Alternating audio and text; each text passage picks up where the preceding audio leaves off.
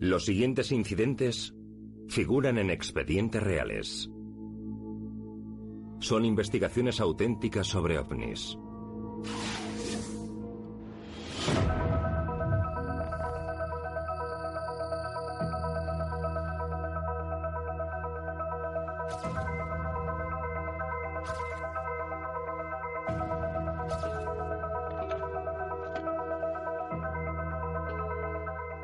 En marzo de 1994, Don Berliner, experto en aviación e investigador de ovnis, abrió el buzón y encontró un extraño paquete.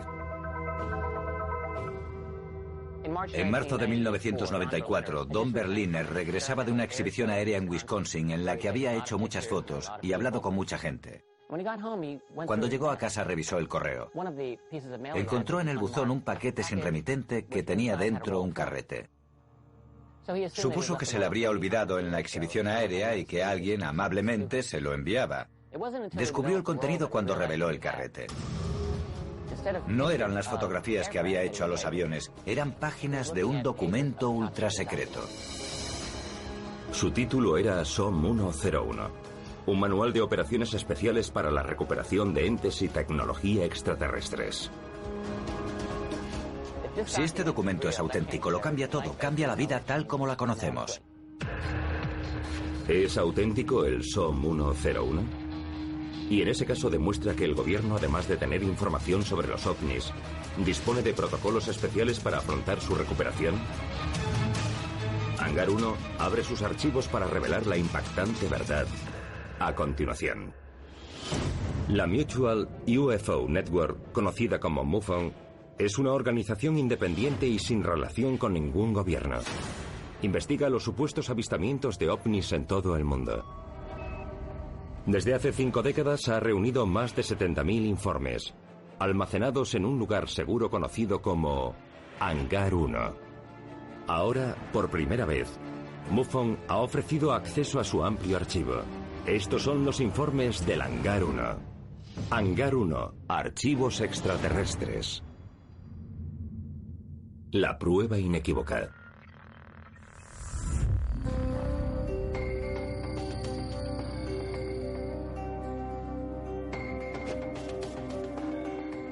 Hoy el gobierno sigue negando saber nada de ovnis o extraterrestres.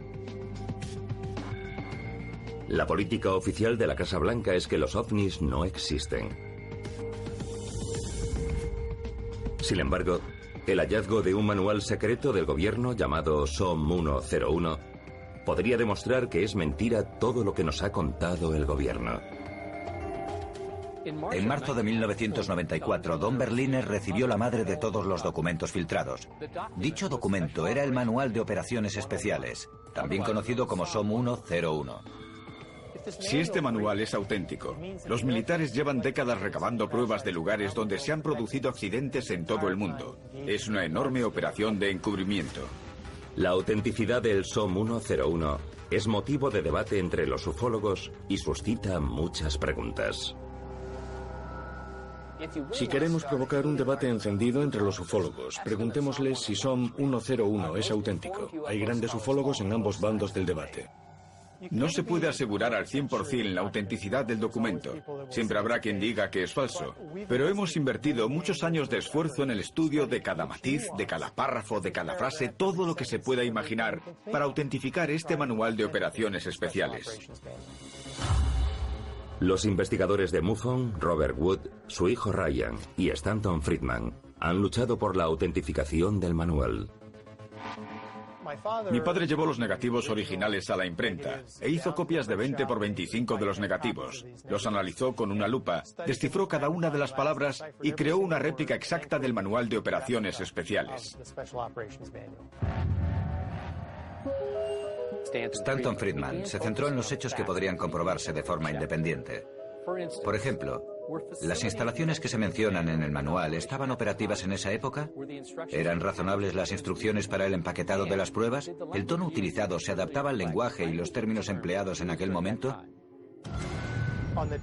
En la página de control de cambios, por ejemplo, hay unas iniciales, JRT y EWL. Encontré la guía telefónica de Albuquerque de 1954-55. Busqué a personas con esas iniciales y tuve suerte. El teniente coronel Jess R. Thornton y el teniente coronel Edward W. Levine vivían en Perimeter Road, en la base aérea de Kirtland. ¡Bingo! ¿Por qué iba el gobierno a redactar un manual detallado en caso de que se accidentase un ovni si no existen los ovnis? Que estos objetos se accidenten, que haya protocolos de recuperación y manuales al uso, que haya una implicación por parte del gobierno, todo esto me parece sensato. De repente desaparece esa perspectiva que teníamos de película de ciencia ficción. No es una película en una pantalla ni un programa de televisión, es algo real que está sucediendo ante nuestros ojos. Este documento no se habría creado como una guía para especular sobre cómo recuperar un ovni. Es un documento muy específico que contiene información muy concreta y no se habría redactado si solo se hubiese recuperado un artefacto accidentado. Tuvo que haber muchos ovnis accidentados para que se crease un documento semejante. Una de estas colisiones se produjo en Kingman, Arizona, un año antes de la supuesta publicación de este manual de operaciones especiales. Son muchos los que creen que esta colisión tuvo un impacto directo sobre los procedimientos y el protocolo que aparecerían posteriormente en el manual SOM 101.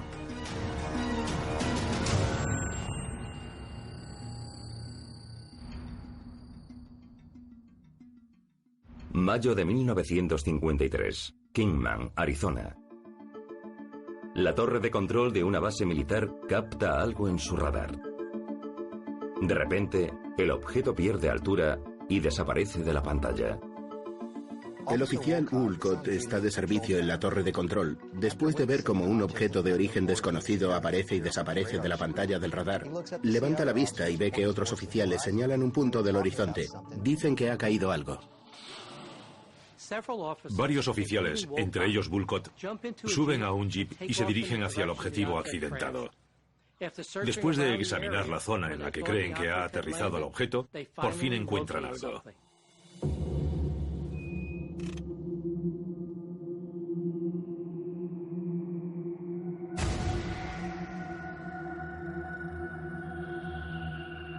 Los oficiales descubren una nave que no se parece a nada de lo que conocen.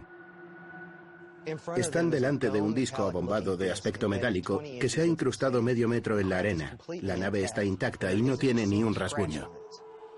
Mientras Woolcott y sus compañeros deciden cómo manejar la situación, llegan rápidamente otros oficiales que también han observado el accidente. En unos minutos se llena el lugar de militares. Empiezan a acordonar la zona y a interrogar a los testigos. Los militares toman el control absoluto del lugar del accidente. Expulsan a los que no pertenecen al equipo de recuperación y les advierten de que no deben revelar lo que han visto. El procedimiento para proteger la zona parece seguir exactamente las instrucciones encontradas en el SOM 101. En el capítulo 3 del Manual de Operaciones Especiales se habla de las maniobras de recuperación y se dedica una sección a la protección de la zona. Una vez hallado el accidente, los militares deben actuar lo más rápido posible para montar un perímetro, un puesto de mando y asumir el control absoluto de la zona. Una vez montados el perímetro y el puesto de mando, los militares realizan un examen del lugar y las zonas adyacentes para expulsar al personal no autorizado. Deben interrogar a los testigos antes de echarlos del lugar. La colisión de Kingman en 1953 es anterior a la creación del Manual del Gobierno realizada en 1954, pero se ve que el gobierno empieza a dar forma a este sistema. Proteger la zona es uno de los numerosos protocolos detallados en el Manual de Operaciones Especiales. Cada procedimiento parece tener un propósito concreto. Cada uno de los protocolos de este manual está ahí por una razón: mantener el secreto. ¿Qué otros protocolos contiene el SOM 101 en caso de colisión de un ovni que ayuden a demostrar que es la prueba inequívoca que el gobierno quiere mantener oculta?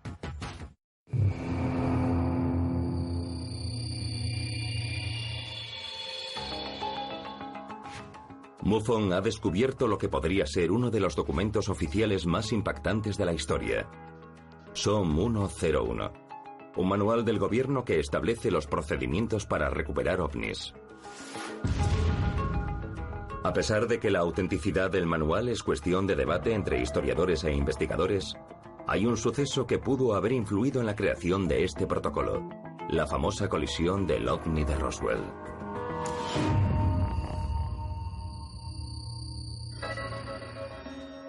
Primeros días de julio de 1947.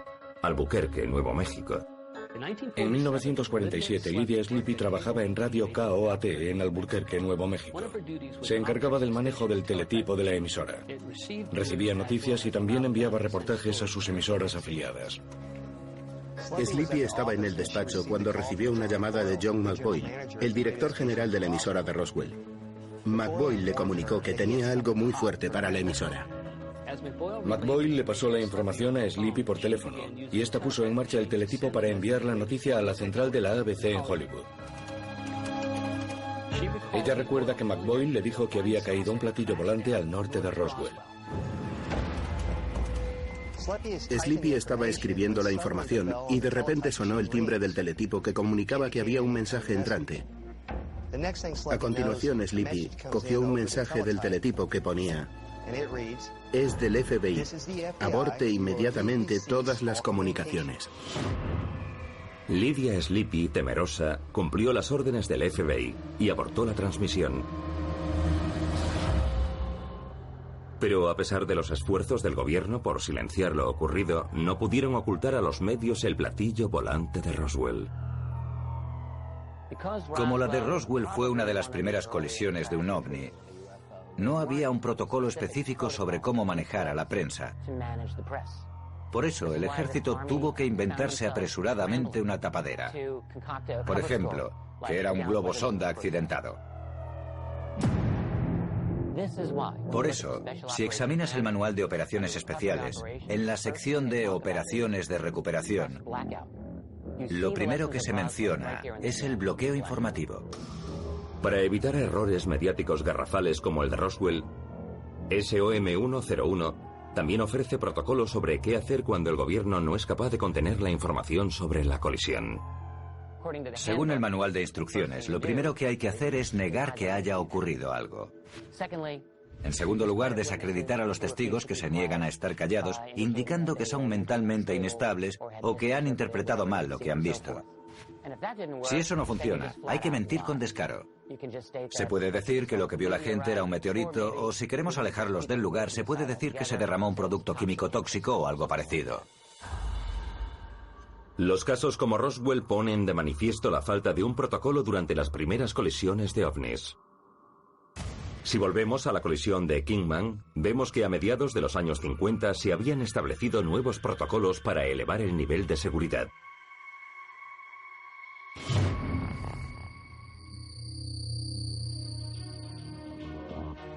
En mayo de 1953, el día de la colisión de Kingman, Arthur Stansel estaba trabajando a 300 kilómetros de distancia, en el campo de pruebas nucleares de Nevada.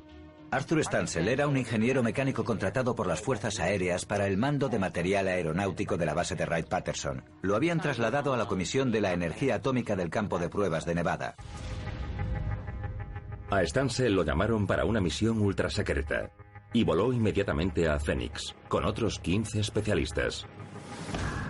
Una vez allí, subió a un autobús que tenía las ventanillas completamente oscurecidas. Les dijeron que participarían en la recuperación de una nave experimental que había colisionado. Cuando llegaron al lugar, cada persona se encargaba de investigar la zona correspondiente a su especialidad. Nada más. Había una compartimentación extrema de las tareas. La policía militar escoltó a Stansel desde el autobús hasta el lugar. Lo primero que vio fue un cordón de soldados que impedía que viese lo que había detrás. Las luces del lugar eran tan potentes que era imposible ver la zona adyacente. Pero vio un objeto incrustado en el suelo. un objeto con forma de disco de unos 9 metros de diámetro, con aspecto de platillo volante, incrustado a unos 50 centímetros en el suelo. Tenía una única tarea: viendo el impacto, calcular a qué velocidad colisionó el objeto con el suelo. Después de realizada la tarea, Stansel rindió cuentas. Lo interrogaron en profundidad y le ordenaron entregar todas las notas. Tuvo que levantar la mano derecha y jurar que no revelaría nada de lo que había visto. Según el testimonio de Arthur Stansel, la seguridad en la colisión de Kingman era extraordinariamente alta. El relato de Stansel es fascinante. Nos permite ver por dentro las operaciones sobre el terreno. Las tareas sobre el terreno estaban compartimentadas, incluso el análisis de los datos por parte de los expertos. Nadie tenía una visión global de lo que estaba pasando. En los protocolos de seguridad es clave compartimentar las tareas. Pero lo que vemos en Kingman es un primer ejemplo de cómo se maneja la seguridad en las colisiones de ovnis. Porque cuando se publica un año más tarde el Manual de Operaciones Especiales, los protocolos de seguridad han cambiado. Parece que el SOM 101 elimina a los especialistas que analizan la colisión sobre el terreno. En lugar de montar un equipo especial que evalúe la situación, se transporta todo el material encontrado lo más rápidamente posible a una instalación segura. ¿Por qué establece el manual el traslado urgente de la nave en vez de analizarla sobre el terreno? ¿Es simplemente para ocultar a la gente el material hallado? En la colisión de Kingman surgieron otras complicaciones que señalaron peligros inesperados en las colisiones de ovnis, lo que provocó más protocolos de seguridad.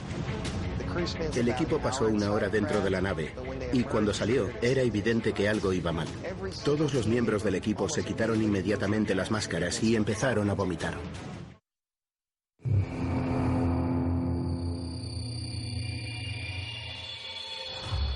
Los archivos de Hangar 1 han sacado a la luz una prueba sorprendente que relaciona al gobierno de los Estados Unidos con el conocimiento de seres extraterrestres. Un manual oficial de operaciones militares especiales para la recuperación de ovnis accidentados. Los investigadores de MUFON tienen el desafío de demostrar que este manual es auténtico. Casos como el de Roswell demuestran por qué se crearon protocolos como el del bloqueo informativo. Los casos más recientes indican que los procedimientos de actuación del SOM 101 han seguido evolucionando, aunque siguen unos pasos específicos.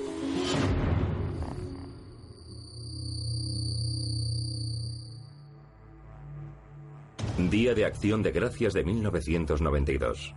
Los residentes de South Haven Park en Long Island dicen haber visto un accidente aéreo.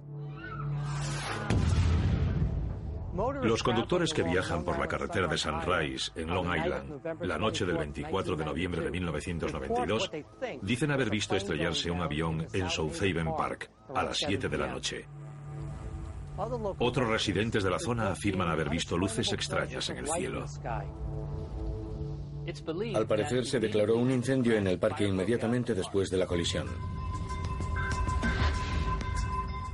Al lugar acudieron los bomberos, pero no eran los bomberos locales, sino un grupo especial bajo control federal, el Departamento de Bomberos del Laboratorio de Brookhaven.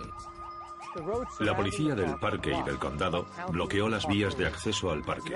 Los únicos que pudieron atravesar el perímetro fueron los agentes federales. Al mismo tiempo, sobrevolaron el parque varios helicópteros militares. El parque estuvo cerrado al público durante los días siguientes. Los residentes más próximos al parque notaron que después del accidente, durante 5 o 6 días hubo muchas subidas de tensión en la red eléctrica. Cuando llamaron a la compañía, la respuesta oficial fue que no se había producido ninguna sobretensión en las líneas. Ante la pregunta de por qué se cerró el parque, la respuesta oficial de las autoridades fue que el parque se mantuvo cerrado del 25 al 28 de noviembre para una sesión privada de caza de patos. ¿En serio, una caza de patos? Pero fijémonos en la página 8 del manual. Puede ser necesario realizar afirmaciones falsas para proteger la seguridad del lugar. Parece que en el incidente de South Haven Park, se siguieron al pie de la letra los protocolos de seguridad establecidos en SOM 101. Curiosamente, en el incidente de Southaven Park de 1992, solo se permitió el acceso al lugar a los agentes federales.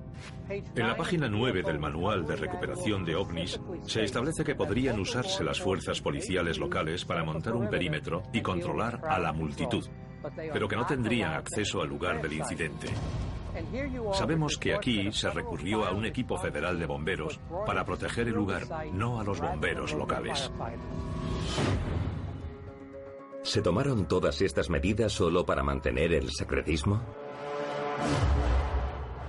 Si examinamos lo que sucedió años antes en el incidente de Kingman, vemos otro propósito: impedir una posible contaminación.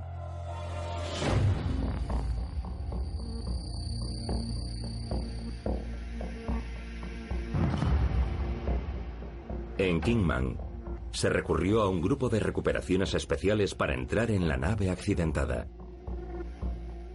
Llegó un equipo con uniformes y máscaras quirúrgicas. Todos iban provistos de radiotransmisores para comunicarse con otro equipo que se quedó fuera. Este equipo entró en la nave e inmediatamente surgieron complicaciones. El primer problema fue el fallo en las comunicaciones. Perdieron el contacto con el equipo exterior. El equipo pasó una hora dentro de la nave y cuando salió era evidente que algo iba mal. Uno de los síntomas eran las náuseas intensas. Todos los miembros del equipo se quitaron inmediatamente las máscaras y empezaron a vomitar. Las autoridades alarmadas tomaron medidas urgentes. Sometieron a todo el equipo a un proceso de descontaminación y lo trasladaron a unas instalaciones secretas para someterlo a exámenes médicos.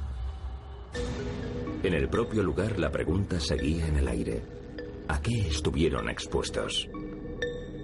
Nos preguntamos si el equipo sufrió una reacción biológica adversa a ese ambiente alienígena o si en el ovni había alguna toxina utilizada como trampa. Creo que la gente se puso mal por culpa de la nave o algo que había en ella, no por los alienígenas. Evidentemente, están muy avanzados. Quizá utilicen elementos que nosotros aún no hemos descubierto.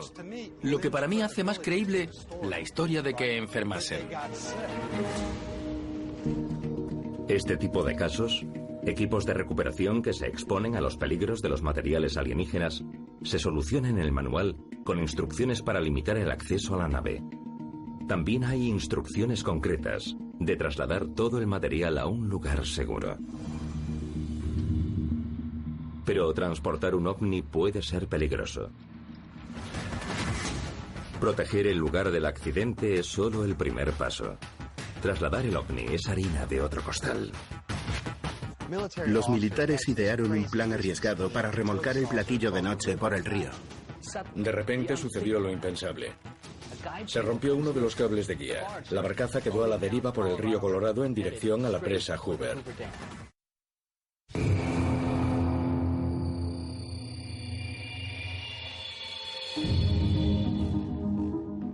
En 1994 sale a la luz un supuesto documento oficial que establece los procedimientos para la protección y la recuperación de ovnis. Un manual de operaciones especiales llamado SOM 101. No se ha demostrado la autenticidad de dicho documento, pero es cierto que las instrucciones planteadas en el SOM 101 parecen seguir los protocolos descritos por los testigos en numerosos accidentes.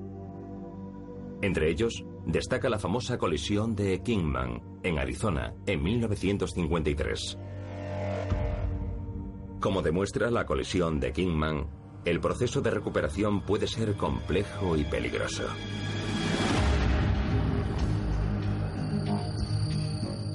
Río Colorado, mayo de 1953. En el verano de 1953 se estrelló un ovni en el desierto cerca de Kingman, Arizona. Cuando se hizo evidente que no era seguro analizar los restos en el mismo lugar, cargaron el platillo volante en un M-25, un camión de transporte de tanques llamado el Carro del Dragón, que se había utilizado en la Segunda Guerra Mundial. He aquí un camión de transporte cargado con un ovni gigante que se topa de bruces con la presa Hoover. El peso máximo de los vehículos que cruzan la presa es de solo 1 tonelada. El camión pesa 40 toneladas. Está claro que el convoy tiene problemas. El equipo idea un plan para trasladar el ovni al otro lado del río Colorado. Los militares idearon un plan arriesgado para remolcar el platillo de noche por el río. El plan consistía en montar en una barcaza el camión de transporte con el platillo encima. Utilizarían 2 remolcadores para desplegar los cables de guía a través del río. Después engancharían la barcaza a los cables y tirarían de ella.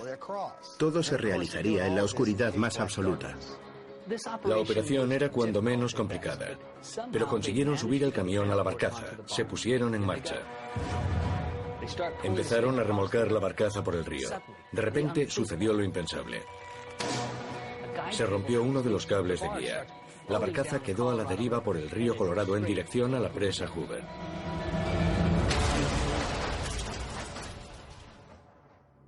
La barcaza que transportaba el M-25 y el platillo volante colisionó con un lateral de la presa Hoover. Preparar un protocolo militar es una cosa. Ejecutarlo supone un desafío extraordinario.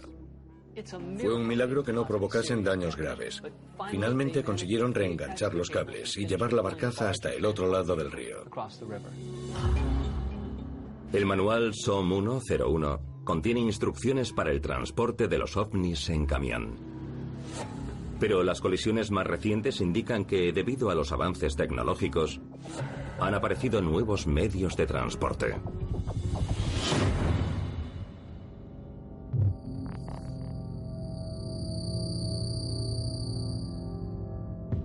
Primavera de 2008.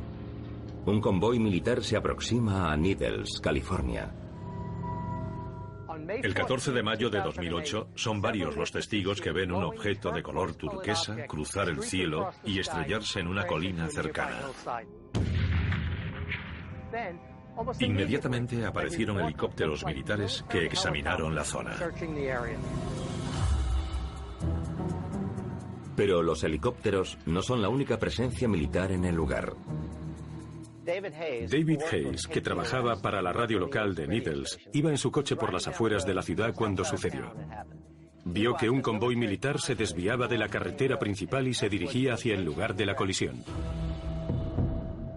Los militares no tardaron en encontrar lo que buscaban e intentaron recuperarlo. Según uno de los testigos, de uno de los helicópteros colgaba un gancho enorme. Cuando los militares encontraron el objeto, se lo llevaron del lugar en helicóptero.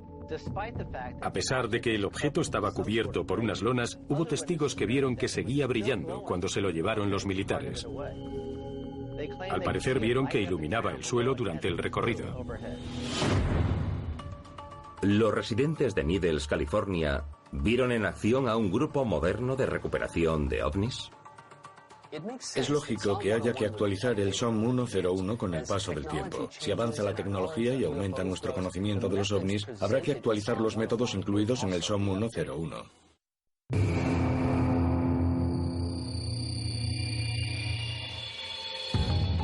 Los investigadores de Hangar 1 creen haber encontrado un manual de operaciones especiales ultrasecreto llamado SOM 101.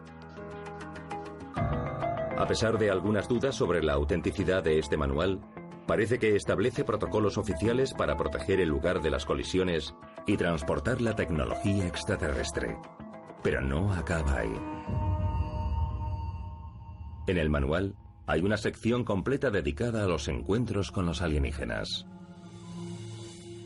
Para relatar la increíble historia de un encuentro con alienígenas, volvemos a la colisión de Kingman en 1953.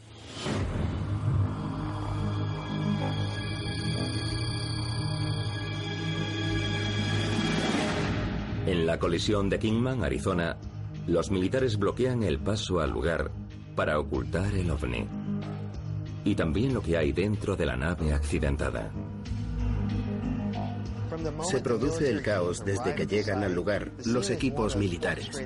Hay equipos enviados a proteger el perímetro. Otros tienen la misión de proteger la nave. Los militares empiezan a montar tiendas y focos inmediatamente. Cada uno cumple sus órdenes. Para los equipos de recuperación, este caos demuestra que se enfrentan a algo más que una colisión normal. Es increíble, pero cuando llegaron al lugar los equipos de recuperación encontraron a 4 entes biológicos extraterrestres conocidos oficialmente como EBEs. Estos seres estaban fuera de la nave y es evidente que 2 de ellos estaban heridos.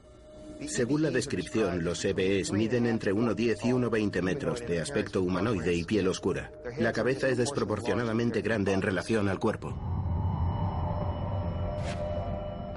Una unidad especial se aproxima a los 2 extraterrestres heridos para ofrecerles atención médica, aunque no pueden hacer mucho. El verdadero objetivo es proteger a los seres lo más rápido posible y trasladarlos a un lugar seguro. A los 2 EBEs heridos les permitieron volver a entrar en la nave antes de llevárselos del lugar. Los 2 vuelven a la nave, pero la puerta está abierta y quedan a la vista. Se cree que hacen un último intento por comunicarse con su lugar de origen o con otra nave en la zona. Cuando salen de la nave los 2 seres se llevan inmediatamente a los 4 a un destino secreto. ¿Qué protocolos establece el manual cuando hay seres alienígenas en el lugar de la colisión? Parece que cuando se redactó el manual, se habían encontrado al menos con 2 tipos diferentes de extraterrestres. Aunque en el manual se dice que los equipos deben asegurar la supervivencia de los EBEs, también se deja claro que su vida no debe poner en peligro la seguridad del lugar y que debe limitarse al mínimo el contacto. El manual afirma que, puesto que no se sabe qué efecto tendría la medicina terrestre, los equipos médicos solo intentarán detener las hemorragias, suturar las heridas y entablillar las extremidades rotas. ¿A dónde se trasladan estos extraterrestres según el manual? ¿Qué ocurre a continuación? En el manual se mencionan varias instalaciones receptoras de material extraterrestre. Una de ellas es Área 51. También está la base aérea de Wright-Patterson. Pero en el manual también se dice que una vez recibido, catalogado y estudiado el material, este podría ser enviado a otras instalaciones para un análisis más profundo, lo que significa que puede haber pruebas extraterrestres en todo el país. Si analizamos el SOM 101 en conjunción con las colisiones de Kingman y Southaven Park, vemos pruebas abrumadoras de que el gobierno lleva más de medio siglo participando en la recuperación de naves alienígenas accidentadas. Los investigadores siguen decididos a descubrir otras pruebas.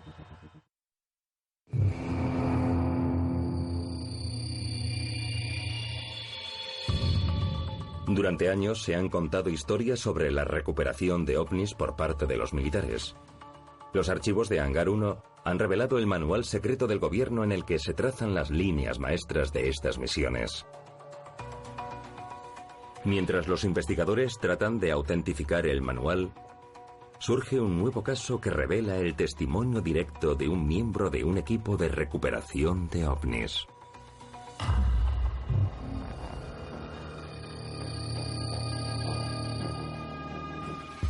Me llamo Clifford Stone. Serví durante 22 años y medio en el ejército de los Estados Unidos. En varias ocasiones me llamaron para formar parte de una unidad de élite que ayudó en la recuperación de objetos de origen desconocido, ovnis. Sé a ciencia cierta que estos objetos no procedían de nuestro planeta. El caso de Clifford Stone es excepcional. He aquí un hombre que afirma tener experiencia directa con los ovnis como parte de un equipo militar de recuperación. Piensen en lo que significa eso. La versión de este hombre confirma todo lo que hemos hablado. La carrera militar de Stone se inició en 1969. Estaba destinado en la Unidad Nuclear Biológica y Química, conocida por sus siglas en inglés como la NBC. Era una buena tapadera porque siempre se utilizaban estos equipos. Llegabas allí, protegías el lugar y recuperabas el objeto y los cuerpos o entes vivos que pudiese haber. Según Stone, acudieron a distintos lugares de todo el mundo. Teníamos equipos montados que acudían a cualquier lugar del mundo para recuperar ovnis accidentados. Fuimos a Sudamérica, fuimos a Europa, fuimos a Asia, fuimos a todas partes a recuperar objetos de origen desconocido. Durante esa época, solicitaban con máxima urgencia los servicios de Stone. Cuando sucedía algo y te llamaban, cogías el petate, les dabas un beso a la mujer y a los hijos y te ibas sin saber si volverías a casa, porque siempre hay accidentes. La gente se muere porque nos enfrentamos a tecnologías que ni siquiera comprendemos. Stone recalca que los procedimientos seguidos con los ovnis seguían unos protocolos muy estrictos. Se imponía un bloqueo informativo absoluto. Teníamos distintas historias como tapadera. Podíamos ocultarlo afirmando que se había accidentado una nave experimental. Si llegaba a oídos de los medios, podíamos llegar a decir que a bordo de la nave había un dispositivo nuclear. Después de cada misión, se elaboraba un informe riguroso. En la reunión te advertían de que no debías hablar, ya que era un asunto secreto. Había un documento de confidencialidad. Cada vez que participabas en una misión, tenías que firmar ese acuerdo de no divulgación. Las experiencias de Stone parecen coincidir con las instrucciones detalladas en el SOM 101. Pero curiosamente a Stone no le enseñaron nunca el SOM 101 durante sus misiones. ¿Un manual de operaciones especiales? ¿Tenemos un manual de operaciones especiales? Sí, pero no es el SOM 101. Ese no lo vi nunca.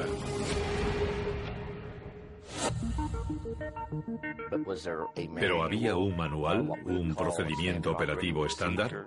Sí. Había un protocolo estándar para la recuperación. Todos los participantes sabían exactamente cuál era su misión. Es fascinante que Clifford Stone no conociese el SOM 101. Puede que se hiciesen múltiples ediciones del manual a lo largo de los años y que la versión que vio Clifford fuese posterior. O quizá lo escribiese después alguien con mucha información directa. Se mantiene la incógnita. ¿Es real este manual? Continúa el debate sobre su autenticidad. Sin embargo, las pruebas señalan que siguen en activo los protocolos encontrados en el SOM 101. Tanto si es auténtico como si no, hay algo que queda claro después de analizar los distintos casos de colisiones de ovnis, incluidos Roswell, Kingman, South Haven y Long Island. Es posible que el gobierno lleve décadas ocultando su relación con los ovnis y sus ocupantes. ¿Qué haría yo? ¿Qué haría si yo fuese el gobierno? Tendría un manual, sin duda. Habría preparado unos protocolos. Quizá no fuesen de conocimiento público. Estos protocolos los conocerían solo unos pocos individuos, pero sin duda no permitiría que se produjese otro Roswell. Eso sí que tiene sentido. Yo lo haría así. ¿Por qué ellos no? Aunque el SOM 101 parece ser una prueba inequívoca para muchos ufólogos, la decisión final sobre su autenticidad solo se tomará si el gobierno de los Estados Unidos hace público lo que sabe sobre los ovnis. Hasta entonces, Hangar 1 seguirá abriendo sus archivos en busca de la verdad. Los siguientes incidentes figuran en expedientes reales. Son investigaciones auténticas sobre ovnis.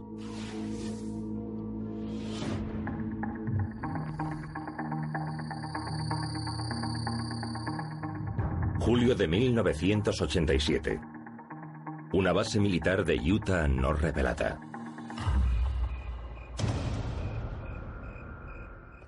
Un soldado está patrullando la base, pegada al desierto, y de repente ve que se eleva algo grande sobre una cordillera montañosa. Es un objeto brillante y luminoso en el cielo. Es una luz que brilla con tanta intensidad que no logra distinguir lo que hay debajo de la luz. Consigue vislumbrar que es una especie de nave con forma de almendra que está a unos 30 metros de distancia. Según el testigo, esa nave misteriosa se mantenía inmóvil sobre las montañas. En ciertos momentos se atenuaban las luces como si se desvaneciesen, para reaparecer al cabo de unos segundos en un lugar próximo. Él sabía que no era una nave militar, porque como centinela le habrían notificado con antelación cualquier actividad en la base. Además, parece que este ovni se está teletransportando a distintos lugares de la zona. El soldado no sospecha que este no será el único encuentro perturbador que tendrá esa noche. El soldado comunica por radio el avistamiento, y es cuando recibe la primera indicación de que algo va mal. En cuanto menciona la palabra ovni, su superior se calla y la línea la ocupa otra persona. Es una voz que le resulta desconocida. Al soldado le ordenan dejar de patrullar y presentarse inmediatamente en el despacho del jefe de la policía militar. En cuanto entra el soldado, lo esposan y lo tratan como a un criminal. Hay un general esperando, pero no es ninguno que conozca a él de la base. El general no está solo. Lo acompañan dos hombres misteriosos vestidos con trajes negros idénticos. El soldado es conducido a una sala aislada, donde los hombres de negro le hacen preguntas sobre el avistamiento del ovni. Estos tipos no se identifican como militares, policías, agentes de inteligencia ni nada. Solo empiezan a hacer preguntas. Lo acribillan a preguntas sobre el avistamiento del ovni. Recordemos que el avistamiento del ovni duró unos pocos minutos, pero ellos repiten las mismas preguntas una y otra vez con una insoportable insistencia. Cuando acaban, ordenan al soldado que no mencione nunca el avistamiento, ni su encuentro con los dos hombres de negro. Uno de los hombres de negro hace una parte y le susurra una última advertencia. Señala el desierto que rodea la base militar. Le dice al soldado que si no cumple sus órdenes y mantiene la boca cerrada sobre el ovni, el desierto es muy grande y tardaría mucho en encontrar tu cuerpo. Pero se decide a revelar el encuentro solo cuando se jubila, después de 2 décadas de temor constante a los hombres misteriosos. Este es solo uno de los cientos de casos de ovnis en nuestros archivos en los que participan los hombres de negro. Y lo más sistemático de estos informes es precisamente la diversidad de dichos encuentros. Si consideramos todos estos casos en conjunto, podría ser posible que no existiese una única entidad de los hombres de negro. Cuando hablamos de los hombres de negro, podemos referirnos a muchas cosas distintas. Desde la década de los 50, se conocen informes sobre los hombres de negro que aparecen de repente después del avistamiento de un ovni. Se dice que pretenden intimidar a los testigos para silenciar sus encuentros con los ovnis. Pero, ¿para quién trabajan estos hombres misteriosos y cuál es su propósito último? MUFON abre sus archivos para revelar la identidad de los hombres de negro. La Mutual UFO Network, conocida como MUFON, es una organización independiente y sin relación con ningún gobierno. Investiga los supuestos avistamientos de ovnis en todo el mundo. Desde hace 5 décadas ha reunido más de 70.000 informes, almacenados en un lugar seguro conocido como Hangar 1. Ahora, por primera vez, MUFON ha ofrecido acceso a su amplio archivo. Estos son los informes del Hangar 1. Hangar 1, archivos extraterrestres. Los hombres de negro. Las historias de los hombres de negro ya forman parte del mundo de los ovnis desde hace décadas. Son hombres no identificados que usan el miedo y la intimidación para amenazar a los testigos de un avistamiento. Su identidad sigue siendo un misterio y en algunos casos es posible que no sean humanos. Todo el mundo ha oído hablar de los hombres de negro. Es un concepto que ha calado en la cultura popular. Pero si examinamos su historia, los hombres de negro son mucho más misteriosos y aterradores de lo que parecen ser en la pantalla. Hay varias preguntas sobre los hombres de negro. ¿Quiénes son? ¿Para quién trabajan? ¿Y por qué aparecen para decir a la gente que oculte sus experiencias con los ovnis? Los archivos de MUFON nos cuentan un suceso angustioso y su impacto en la vida de una joven que avistó un ovni.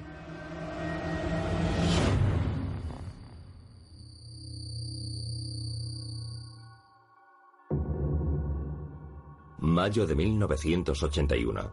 Laura Dent acaba de trasladarse con sus padres a una granja de Union, Maine. Es una casa alejada, rodeada por 70 hectáreas de terreno. Casi de inmediato, Laura siente una sensación extraña en su nueva casa. Es una granja fantástica, pero muy aislada y solitaria, y su vida empieza a cambiar al cabo de unos días.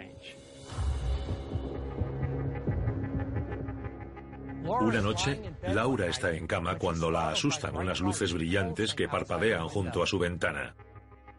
Mira por la ventana y ve una nave con forma de disco inmóvil encima de la granja. Al final, la nave desaparece.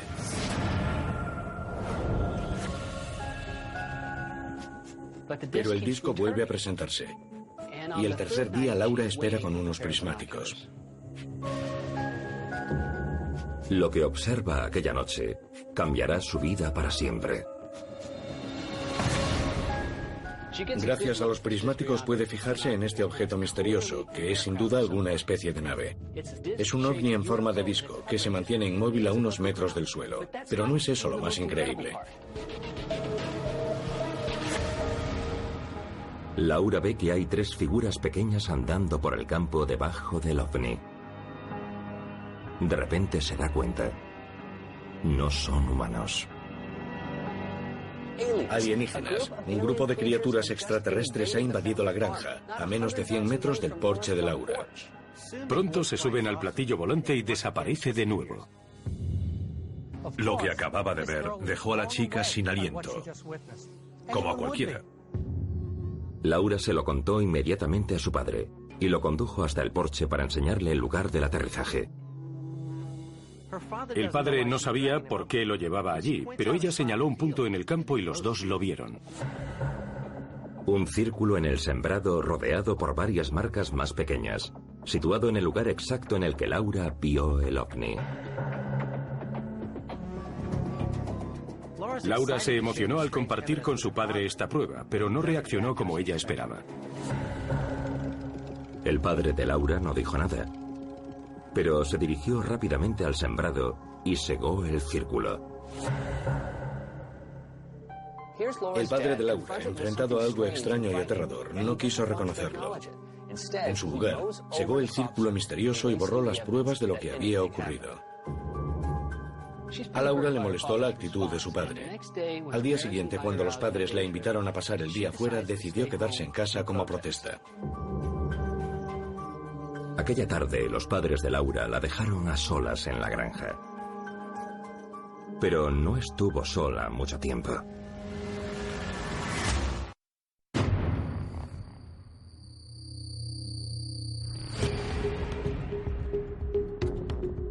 Los archivos de MUFON en Hangar 1 describen encuentros aterradores con misteriosos hombres de negro. En 1981, Laura Dent relata a su familia un encuentro con extraterrestres en su granja. Una decisión que pondría a Laura en el punto de mira de los hombres de negro. Un día después del avistamiento del ovni, Laura se quedó sola en la granja familiar. Pero no estuvo sola mucho tiempo.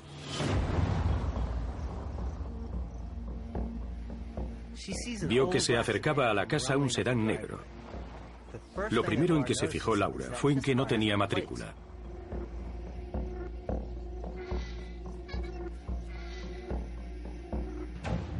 Laura vio que el vehículo negro se detenía junto a un sembrado. aparecieron 2 hombres de negro. Se dirigieron directamente a la zona que ocupaba el círculo en el sembrado. A pesar de que habían llegado el círculo, los hombres de negro lo localizaron y empezaron a examinar los alrededores. Tomaron muestras de tierra, muestras de hierba e hicieron fotografías. Laura vio cómo estos visitantes extraños e inesperados peinaban la propiedad. No sabía por qué estaban allí. Aunque se escondió, de repente tuvo la sensación de que la observaban.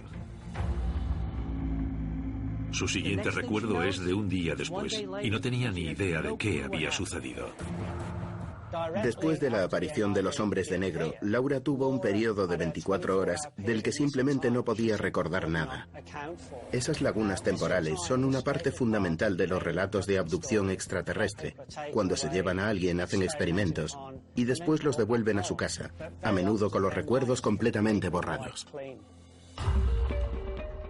Laura estaba alterada por esa laguna temporal. Y al día siguiente aumentó su confusión cuando notó que tenía algo extraño en la mano. Vio que tenía un triángulo en la mano. Parecía una marca de nacimiento, pero era la primera vez que la veía. Cuando la tocó, le vino una visión de los hombres de negro que había visto el día anterior, en la que le advertían de que no se quitase la marca y no contase a nadie lo que había visto. Es posible que algo se comunicase con ella cuando tocó ese punto de su mano. Y eso me hace pensar que podría tratarse de un implante tecnológico. Pensemos en los avances de la ciencia humana.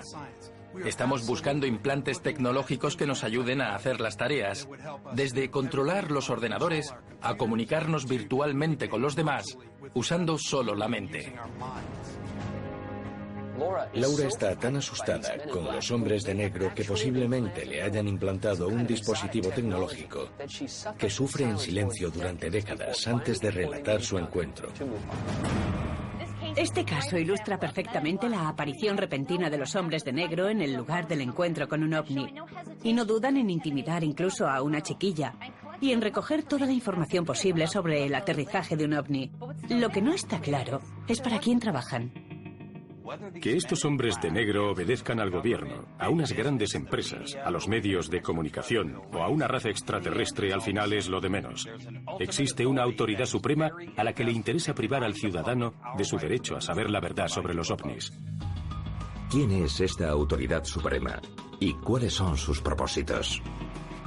El misterio de la identidad de los hombres de negro es tan grande que incluso el gobierno llegó a investigarlo. Hasta Edgar Hoover, el director del FBI, quería saber qué había detrás del fenómeno de los hombres de negro. 1958, Oklahoma. Un ciudadano preocupado escribe al FBI preguntando por el acoso a los ufólogos por parte de unos hombres de traje oscuro. Sorprendentemente, la carta recibe una respuesta desde instancias más altas. La carta llega a manos de John Edgar Hoover, que sorprendentemente responde al instante. Cita textual: he ordenado a un agente especial de la División de Oklahoma que se comunique con usted por el asunto mencionado. John Edgar Hoover ya estaba obsesionado con que los militares no compartían con él la verdad sobre los ovnis. Cuando recibió esta carta, decidió investigar. Diciembre de 1958. John Edgar Hoover ordena a sus agentes investigar los casos de los hombres de negro. Al mismo tiempo, Hoover reúne todas las publicaciones que encuentra relativas a los hombres de negro. Lleva a cabo una investigación interna para asegurarse de que los hombres de negro no son agentes del gobierno. Esto demuestra dos cosas: que el gobierno creía que las denuncias sobre los hombres de negro eran reales y que el FBI los consideraba una amenaza potencial para los ciudadanos. Las pesquisas de Hoover no llegan a buen puerto. Es algo reseñable, puesto que se trata de la máxima autoridad policial del país, que dispone de todos los recursos del FBI, y al final lo que puede decir es: lo único que sabemos sobre los hombres de negro es que existen. Es posible que ni el agente de policía más poderoso del país, John Edgar Hoover, fuese capaz de averiguar quiénes eran estos hombres de negro y quién los controlaba.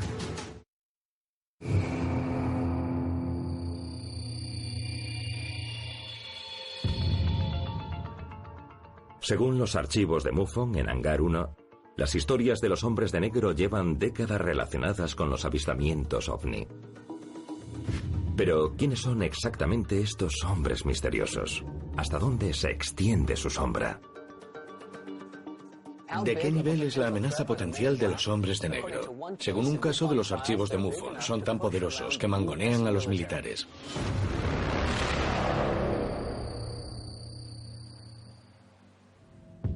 ...17 de marzo de 1972. Un buque de la Marina estadounidense está atracado en Mayport, Florida. La tripulación está retenida. No puede salir del barco, mientras un pequeño grupo de hombres de negro interroga a todos los marineros a bordo. El buque pasó a estar bajo el mando de los hombres de negro por algo que ocurrió la noche anterior en el mar. 16 de marzo de 1972, Océano Atlántico. El barco se dirige a su puerto de origen cuando un centinela comunica por radio a su oficial al mando que hay una actividad extraña en el cielo. El oficial recibe el mensaje de que hay algo extraño en el cielo, sobre el barco, pero al mismo tiempo ve que en el radar no aparece nada. Envían al sargento para que confirme el avistamiento. Pero cuando llega al puesto del centinela, allí no hay nadie. El centinela debería estar en su puesto, pero lo abandonó por alguna razón. ¿A dónde fue? El sargento lo buscó por todo el barco y al final lo encontró. Era como si se escondiese de algo. Era un marinero joven y estaba muy asustado. El sargento le ordenó al centinela que volviese a su puesto y que le enseñase la anomalía en el cielo. Seguro que el sargento pensaba que el chico habría perdido el juicio y le dijo: «Bien, enséñamelo». El chico señaló inmediatamente un punto en el cielo. Y sí, allí había una luz que parecía estar siguiendo al barco. Cogió unos prismáticos para verla mejor, y cuando la enfocó, vio una nave. Efectivamente, tenía un primer plano de un platillo volante. El sargento avisó al puesto de mando para confirmar el avistamiento del centinela. La tripulación empezó a preocuparse, porque aunque todos veían la nave en el cielo, en el radar no aparecía nada, y era como si lo siguiese. La noticia del ovni corrió como la pólvora por el barco, y pronto se arremolinaron los marineros para ver aquel objeto. No solo podían ver con nitidez el ovni, sino que cogieron cámaras y grabaron la escena. Una vez confirmado el hecho, el capitán comunicó el avistamiento a la Comandancia Naval y Marítima.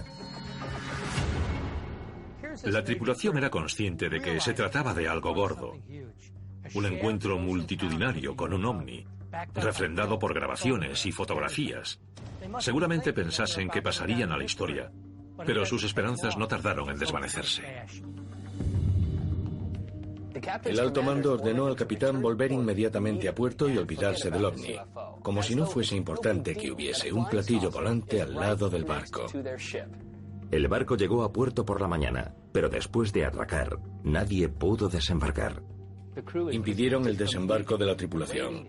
Se quedaron todos en el barco esperando y no sabían por qué. Los hechos dieron pronto un giro inesperado. Subieron al barco un grupo de hombres con trajes negros. Los marineros no sabían quiénes eran ni qué representaban, pero vieron que sus superiores respetaban a aquellos hombres y siguieron su ejemplo. Sellaron el barco y los hombres de negro interrogaron a todos los marineros. No solo acribillaron con preguntas a los tripulantes, sino que registraron el barco de cabo a rabo y confiscaron todas las cámaras. Los marineros tuvieron que ver cómo les confiscaban las pruebas. ¿Qué estaba pasando? Unos hombres de traje oscuro suben a bordo de un buque de guerra y se ponen a dar órdenes, ¿y la tripulación obedece? ¿Quién puede tener tanto poder como para hacer eso? Tras varias horas de interrogatorio, permiten el desembarco de los tripulantes, con la advertencia de que no deben hablar de lo que vieron ni de su encuentro con los propios hombres de negro. Tuvieron que pasar 40 años para que uno de ellos contase el incidente a MUFON. Me parece una prueba del poder intimidatorio de los hombres de negro. Así que estos tipos no son agentes del FBI ni del gobierno, pero tienen autoridad sobre los militares. Puede que rindan cuentas a un gobierno en la sombra que quiere eliminar cualquier prueba sobre los encuentros con ovnis. Pero ¿hasta dónde llegarán estos hombres de negro para cumplir su propósito? MUFON ha investigado casos que muestran que un encuentro con los hombres de negro se complica rápidamente.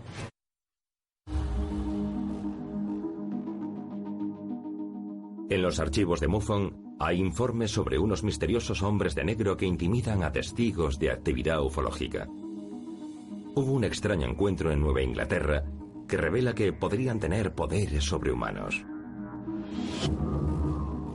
Y un incidente naval en la costa de Florida demuestra que los hombres de negro tienen poder suficiente para someter a los militares. Pero hay un caso que ilustra hasta dónde están dispuestos a llegar para intimidar físicamente y amenazar a los que quieren levantar la liebre. No importa que seas un general de 4 estrellas o un hombre corriente. Cualquiera puede ser su objetivo. Hay muchos informes que revelan que un encuentro con los hombres de negro puede poner patas arriba la vida de cualquiera. Nuestra historia comienza con un hombre que simplemente estaba en el lugar equivocado en el momento equivocado.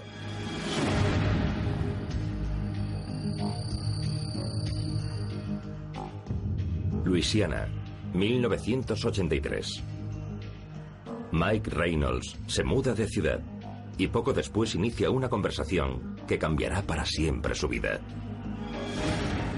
Una de las primeras personas que conoce Mike es un comandante retirado de las Fuerzas Aéreas. Hacen buenas migas. El comandante le cuenta que pasó toda su carrera militar en la famosa Área 51 de Nevada. En esa época se creía que el Área 51 era un centro de ingeniería inversa extraterrestre. El comandante tuvo que jurar que mantendría el secreto de su carrera en el Área 51, pero a medida que envejeció surgieron las dudas sobre su trabajo allí. A Mike le interesó mucho aquello y el comandante empezó a soltar la lengua. De repente Mike se enteró de importantes secretos clasificados.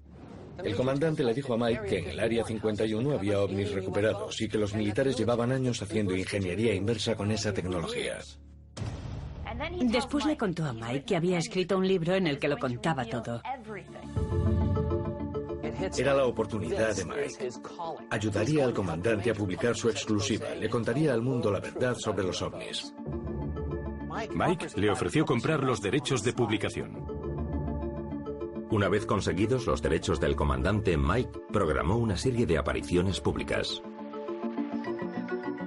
Mike consiguió una entrevista en una radio local y el director de la emisora parecía muy ilusionado. Pero la noche anterior a la entrevista, el director llamó a Mike para hablarle de un encuentro perturbador con un grupo de hombres de traje negro. Se presentaron en la radio estos hombres de negro y le dijeron al director que cancelase la entrevista. No se identificaron como representantes de ninguna agencia, simplemente le dijeron que cancelase la entrevista y lo hicieron de un modo amenazante. La intimidación dio resultado y se canceló la entrevista. Mike estaba preocupado por la historia del director, pero no tanto como para abandonar. Quería seguir con la publicación del libro. Unos días después, Mike viajó a Houston para reunirse con un amigo editor. De camino a Houston, Mike se dio cuenta de que había 2 coches negros que parecían seguirlo. Son casi 500 kilómetros.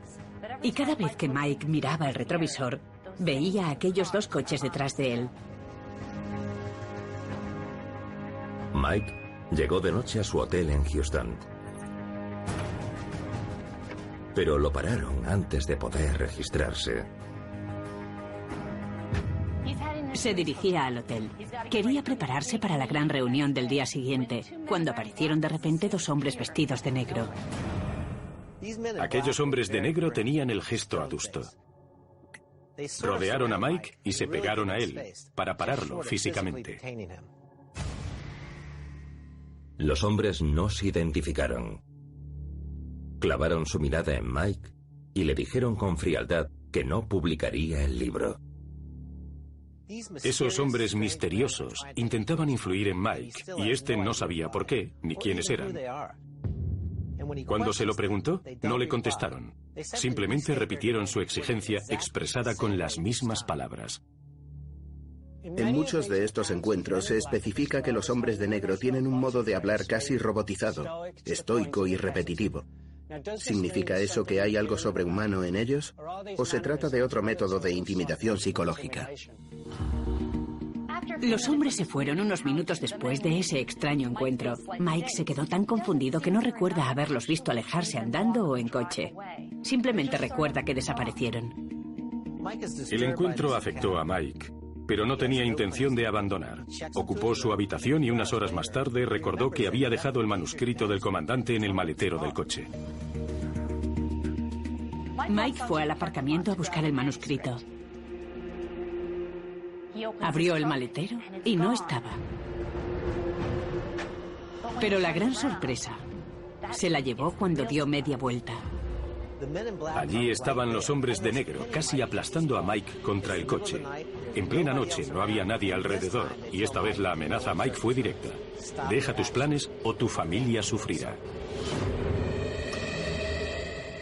Cuando Mike decidió seguir su consejo, abandonó el proyecto y volvió a casa. Es posible que también visitasen al comandante, porque cuando regresó Mike, el comandante no quiso hablar con él de nada y el manuscrito no se publicó jamás. Es algo que se ve a menudo, y saben cómo elegir a los testigos. Van subiendo el tono, en este caso amenazando a la familia de un hombre, hasta que consiguen lo que quieren. Y lo que quieren es que los ciudadanos sigan con sus asuntos y no hagan preguntas sobre los ovnis. En este caso se intimidó a un hombre para que no hablase. Pero ¿quién está detrás de esa intimidación? ¿Por qué? ¿Es el gobierno de los Estados Unidos? ¿Por qué se han visto hombres de negro en todo el mundo? Los archivos de Hangar 1 revelan que estos encuentros se producen en otras partes del mundo. ¿Podría haber una conexión?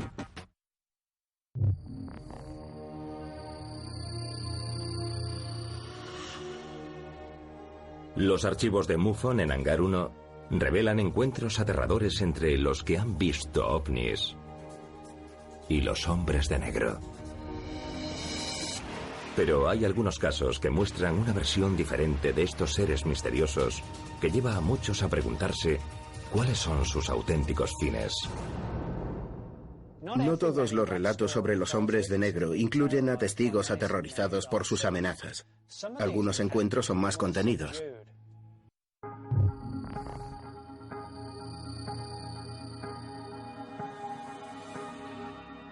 ...1962, Somerset, Inglaterra.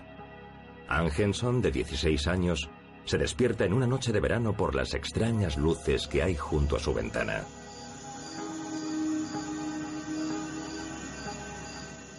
Ann se acerca a la ventana y ve lo que describe como un círculo de luz que emite rayos. Ann ve que esta brillante nave se mantiene en el aire y se mueve entre su casa y un punto de las colinas próximas. Es reluciente, con destellos de distintos colores, y actúa como si fuese un juego. Ann observa los movimientos del ovni toda la noche, hasta que desaparece al amanecer. Ann no sabe qué es lo que ha visto, pero se siente fascinada. La noche siguiente la pasa en vela esperando que vuelva a aparecer. Y es lo que pasa.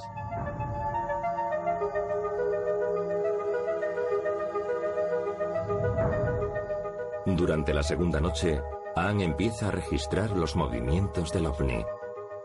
La situación es esta.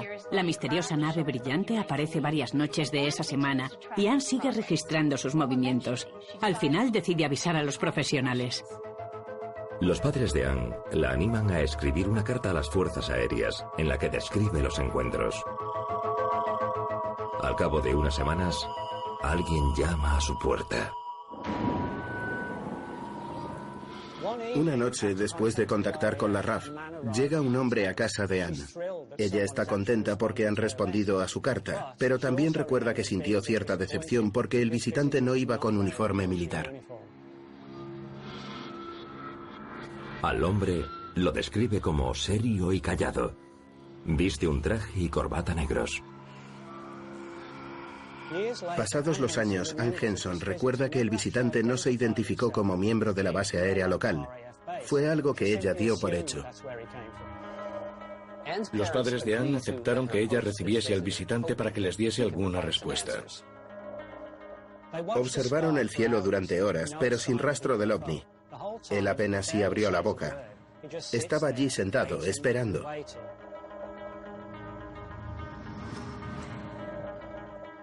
Cuando se hizo de día, se fue. Ann se sentía avergonzada. Le había hecho perder el tiempo. Pero curiosamente el hombre se presentó al día siguiente y siguió yendo. Por fin, una noche, apareció algo en el cielo.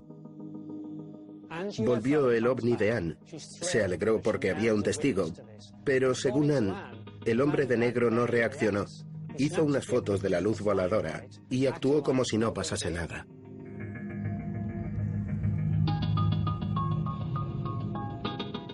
El ovni seguía volando cerca de la ventana. Pero el hombre de negro, después de hacer unas fotos, se levantó, cogió la cámara, las notas y los dibujos de Ann y se marchó. No volvieron a verlo. Pensemos. Parece que al hombre de negro no le interesaba tanto el ovni en sí, como verificar que Ann había visto algo realmente. Años más tarde, Ann Henson supo algo más sobre su visitante y su posible propósito. En 1993 se desclasificaron varios archivos militares británicos, y eso nos permite saber más sobre el encuentro de Ann con el hombre de negro. Según los archivos gubernamentales, a Ann Henson la visitó en varias ocasiones un oficial de las Fuerzas Aéreas Británicas.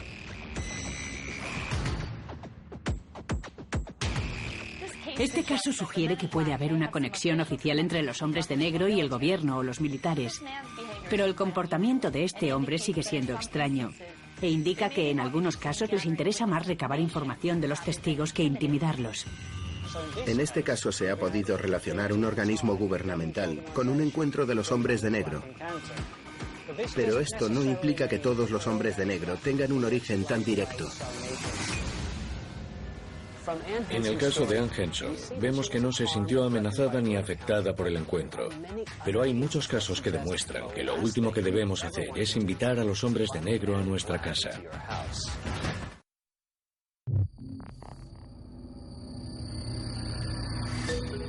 Los archivos de MUFON contienen historias sobre los famosos hombres de negro. Agentes desconocidos que impiden a los que han visto ovnis que revelen sus encuentros. En algunos casos, son tranquilos y educados. En otros, hostiles y agresivos. ¿Pero su objetivo es siempre eliminar la información? ¿O estos hombres de negro podrían tener algún propósito aún más misterioso? Se ha afirmado muchas veces que el origen de los hombres de negro puede ser extraterrestre, pero también es posible que eso provenga de una campaña de desinformación del gobierno. En casos como los de Mike Reynolds, no importa cuál sea su origen, sino que los hombres de negro son una gran amenaza. Hay relatos como los de Ann Henson, en los que parece que a los hombres de negro solo les interesa observar el encuentro. Considerando los distintos casos, es lógico pensar que cuando nos referimos a los hombres de negro, tal vez hablemos de múltiples grupos sin saberlo.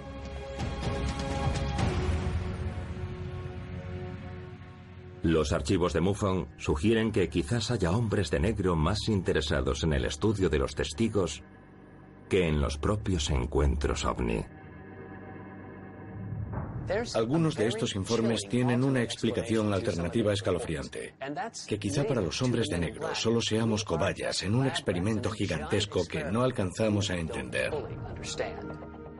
En algunos casos parece que tratan de recabar información, y eso fue lo que le sucedió a un amigo mío cuando volvió a casa y se encontró con un hombre de negro esperando en el salón.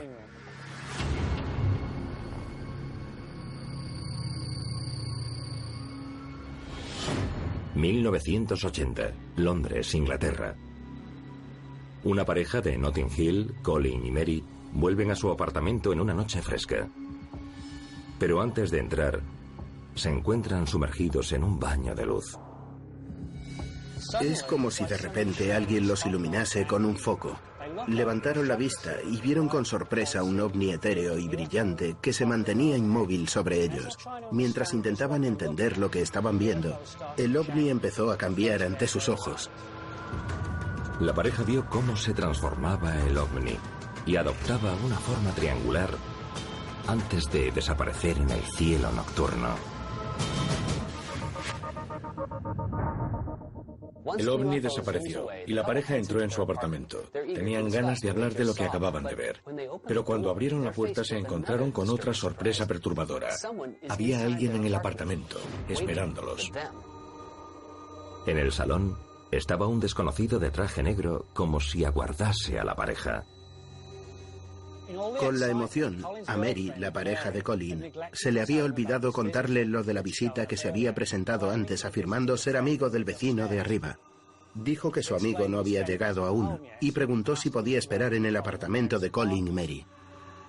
Este extraño se había presentado antes para preguntar si podía esperar en la casa, y Mary, contra su propia voluntad, accedió a su petición. No recuerda por qué lo hizo. Es como si lo viese todo borroso. Pero, ¿qué quería exactamente aquel hombre? Colin y Mary estaban sentados en el salón con este desconocido de traje negro. Se pusieron a hablar de lo que habían visto fuera, el ovni de forma cambiante encima de su edificio. El hombre no se burló de sus palabras, tampoco mostró sorpresa ni escepticismo, pero le interesaba mucho saber todos los detalles de lo que habían visto. Mary afirmó que parecía que el hombre los clasificaba mentalmente, no sus descripciones del ovni, sino sus reacciones ante él. Colin y Mary se sintieron obligados a contarle al hombre todo lo que habían visto. Cuando acabó su relato, el hombre dijo que había decidido no esperar a su amigo, se disculpó y no volvieron a verlo. Más tarde, claro está, supieron que el vecino no esperaba ninguna visita aquella noche.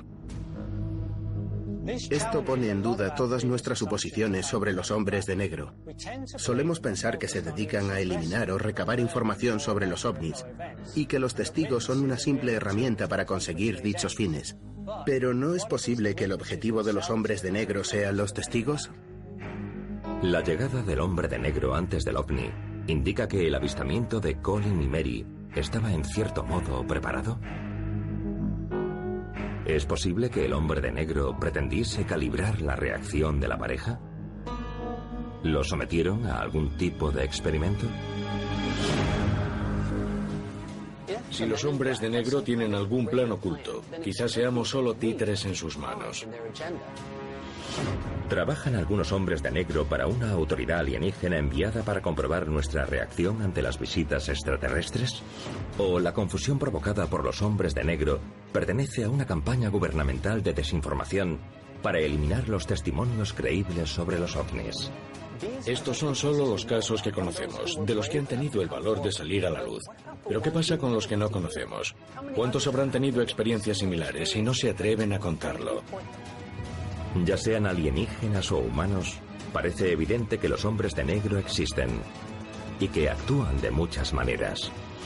Aunque los hombres de negro siguen siendo un misterio, el patrón imprevisible de sus apariciones indica que si un día vemos un ovni, podríamos encontrarnos con ellos llamando. Los siguientes incidentes figuran en expedientes reales. Son investigaciones auténticas sobre ovnis.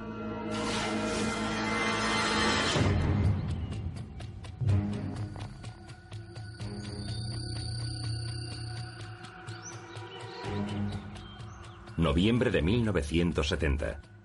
Cercanías del Parque Nacional de los Glaciares, Montana. Un niño sufre una experiencia que le cambiará la vida cuando se dirige al colegio. Una mañana de invierno, un joven de la tribu de los pies negros camina hacia su colegio. En el camino es detenido por uno de los ancianos de la tribu, a quien los niños llaman Viejo Lobo. Viejo Lobo llama a Tom y le dice que quiere hablarle de los seres extraños que visitan la colina sagrada. En el sendero, Viejo Lobo le enseña unas huellas de pisadas que miden la mitad que las de Tom. Le dice que pertenecen a la gente de las estrellas.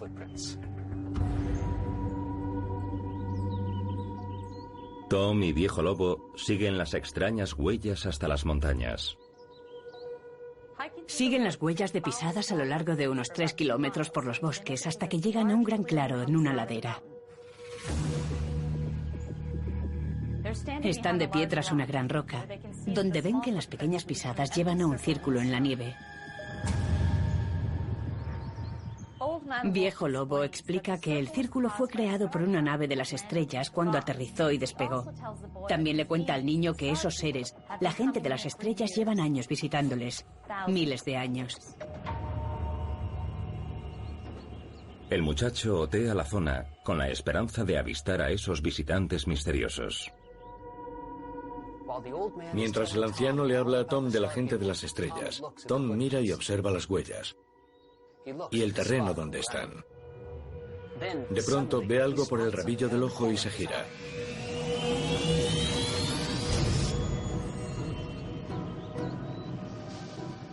Alza la vista y ve un gran disco alzarse en el cielo. Y con la misma rapidez que aparece, el disco desaparece de su vista.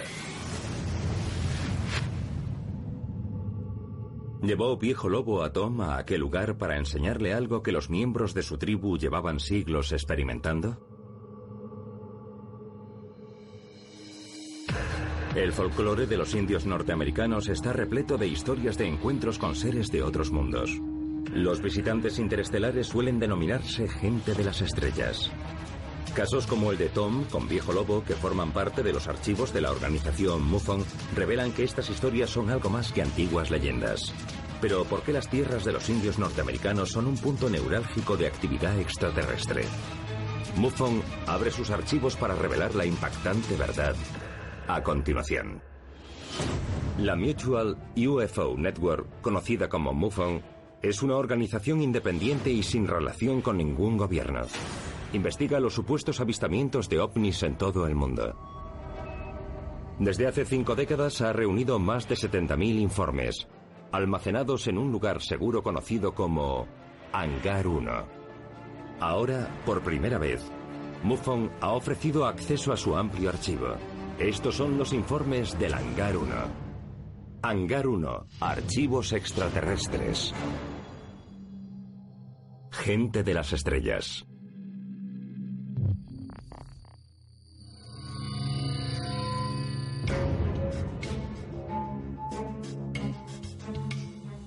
Los indios norteamericanos poseen una larga historia de encuentros con ovnis, que incluso aparecen en pinturas rupestres como platos voladores o gente de las estrellas en muchos lugares sagrados. Estas pinturas rupestres son impresionantes. Las imágenes más antiguas de la gente de las estrellas en los Estados Unidos están en el cañón de Segue, en Utah. Se remontan al año 5000 a.C. Me llamo Alan Tafoya y soy un indio apache jicarilla de pura cepa. Cuando estaba vivo, mi padre me llevó a esas cuevas para enseñarme unos dibujos. Los dibujos están hechos de la siguiente forma. Abajo vemos a la gente de la Tierra y queda muy claro que en el cielo hay una nave. Por aquel entonces, los jicarillas no los llamaban ovnis ni platillos volantes, pero hablaban de la gente que venía del cielo o gente de las estrellas. Pero ¿podemos encontrar una relación entre las pinturas rupestres de la gente de las estrellas y los contactos reales con alienígenas?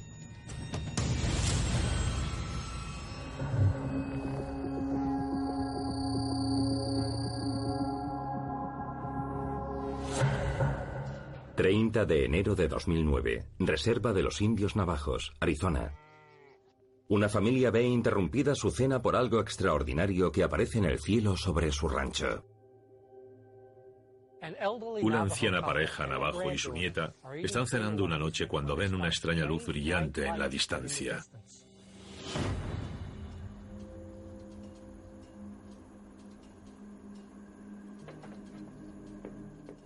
La niña corre hacia la ventana para ver qué es. Cuando la luz no solo se acerca, sino que desciende hacia su rancho, cunde la alarma.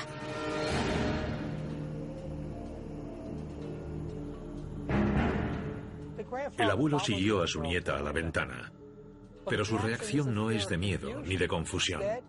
Parece tranquilo, casi contento. Según la familia, una nave en forma de disco queda suspendida un momento y a continuación aterriza allí, en su rancho. Para la niña, tras el aterrizaje de la nave, el suceso se torna aún más extraño. Las luces de la nave se apagan y unos momentos después, un grupo de entre 4 a 6 seres del tamaño de niños comienza a abandonar la nave. Las pequeñas figuras salen. Todas llevan una especie de linterna. Estas linternas parecen estar unidas a las manos de las criaturas y cada una tiene su propio color, de forma que rayos de distintos colores que emanan de sus manos atraviesan el bosque. Otra rareza de las luces es que, en vez de expandirse como las de una linterna normal, se proyectan en línea recta, como si fueran punteros láser. La familia observa a estos seres explorar el exterior de su vivienda. Después inspecciona la letrina. La niña tiene miedo, pero su abuelo posa una mano sobre su hombro como si nada raro ocurriera fuera de la casa. El anciano navajo va hacia la puerta y sin vacilar sale de la casa y se dirige directamente hacia los extraños seres. Parece como si se comunicase con ellos.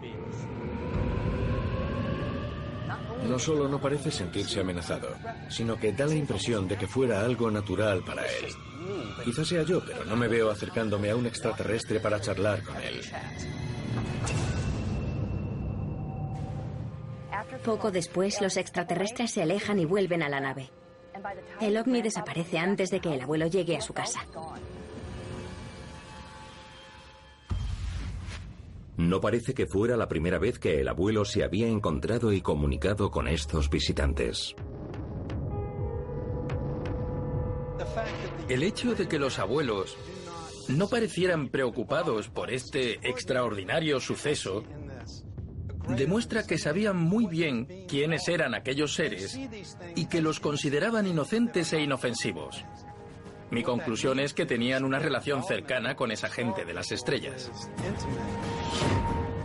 La gente de las estrellas son seres de otras galaxias y dimensiones que nos observan y nos guían. Muchos indios creemos que son nuestros antepasados. Existe cierta confianza entre los indios y la gente de las estrellas.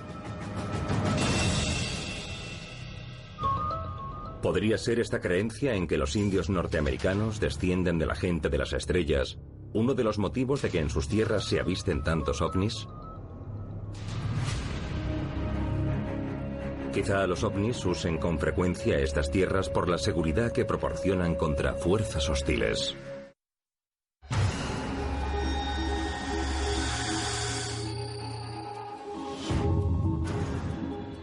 Los expedientes de MUFON revelan una larga historia de encuentros con ovnis en las reservas. El folclore de los indios norteamericanos sugiere que existe una relación ancestral con seres interestelares a los que llaman gente de las estrellas. Pero ¿podrían estos visitantes de las estrellas acercarse a los territorios tribales por otros motivos?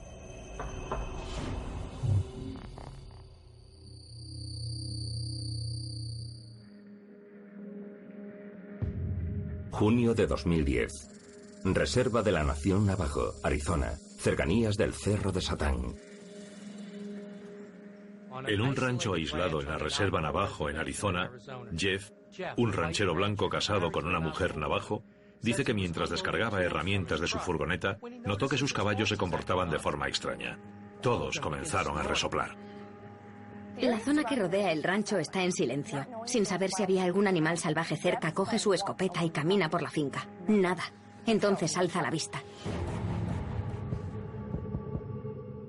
Flotando sobre el establo, hay un objeto plateado con forma de puro.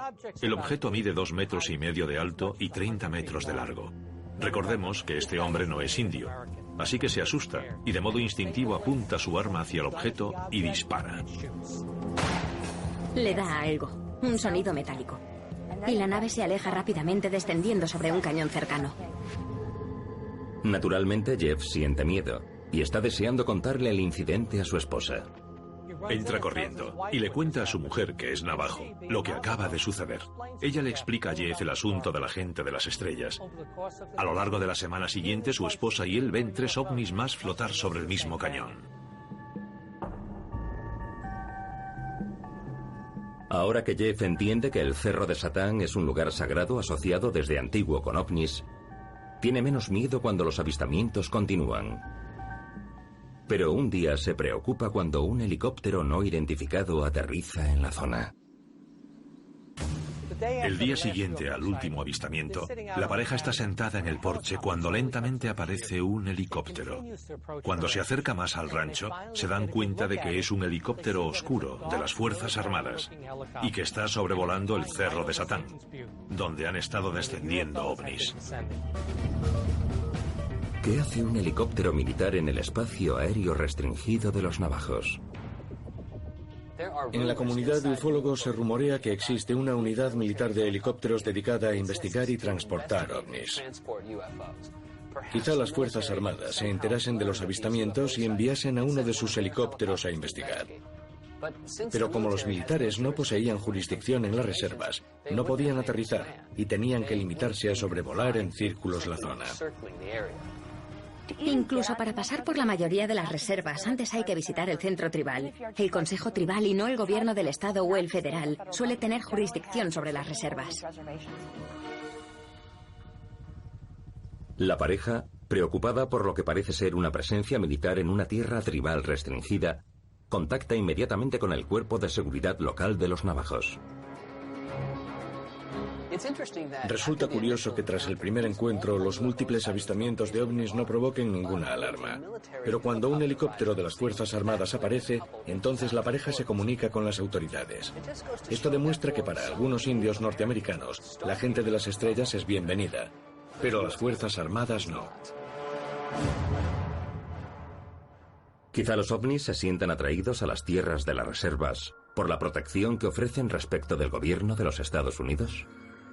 Es perfectamente posible que muchos ovnis, muchos visitantes, prefieran las reservas de los indios porque quizás sepan que el personal militar no está autorizado a entrar en ellas. Por eso nadie puede molestarlos y pueden venir a visitarnos cuando lo deseen. Eso convertiría a las reservas prácticamente en santuarios. Sus habitantes son pacíficos y grupos hostiles como el gobierno de los Estados Unidos no pueden entrar. Mientras el acceso limitado a estas tierras puede entorpecer seriamente las interferencias del gobierno, el aislamiento les proporciona a sus habitantes unas condiciones ideales para estudiar a la gente de las estrellas.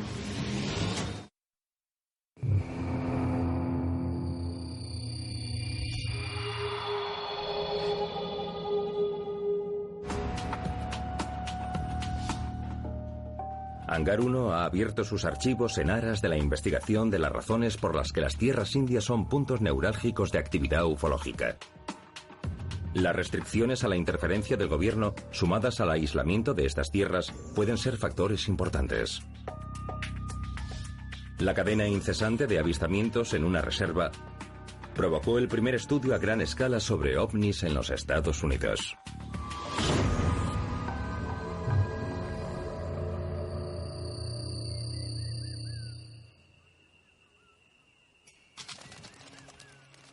Estado de Washington, verano de 1964. Un caso interesante se produjo en la reserva de la tribu Yakama en el estado de Washington, donde hay avistamientos casi todas las noches. Sobre torres de vigilancia contra incendios, 3 mujeres de la tribu Yakama montan guardia sobre toda la reserva. Dorothea Sturm y Gladys McDaniel tienen cada una más de 30 años de experiencia como vigías. Un trabajo que exige una observación detallada y meticulosa de más de 5.600 kilómetros cuadrados. Estas mujeres forman parte de la brigada contra incendios que usa altas torres vigías. Vigilan por si se producen incendios u otros peligros, pero eso no es todo. En la reserva Yakama, a menudo las vigías ven algo más que incendios.